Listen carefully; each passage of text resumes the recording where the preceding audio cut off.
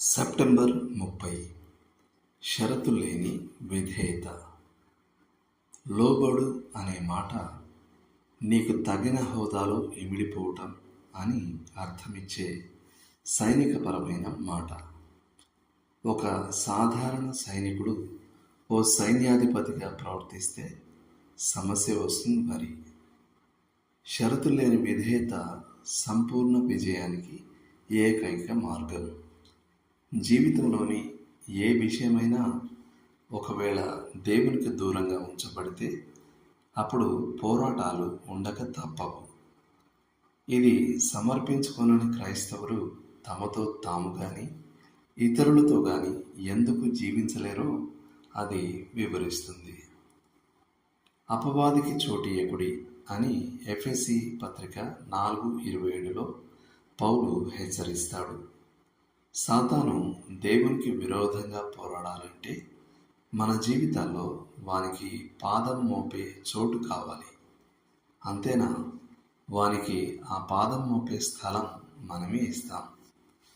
అపవాదిని ఎదిరించే మార్గం దేవునికి లోబడడమే.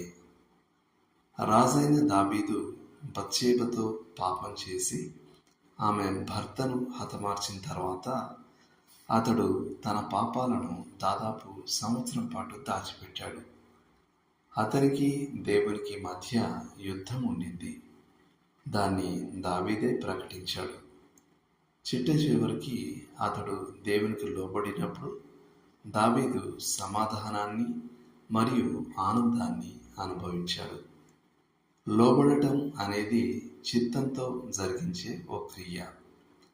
అది నా చిత్తం కాదు, నీ చిత్తమే జరగని అనడం. గ్రంథం నుండి మీరు నన్ను ప్రేమించిన ఎడల నా ఆజ్ఞలను గైకొందురు. యోహాను 14:15. చదవండి.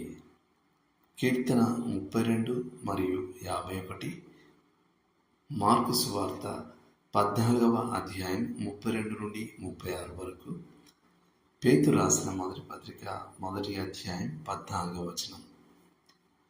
చేయాల్సిన పని. మీ జీవితంలో దేవునికి లోబర్చని ఏ విషయమైనా ఉందేమో చూపమని ఆయనను అడగండి.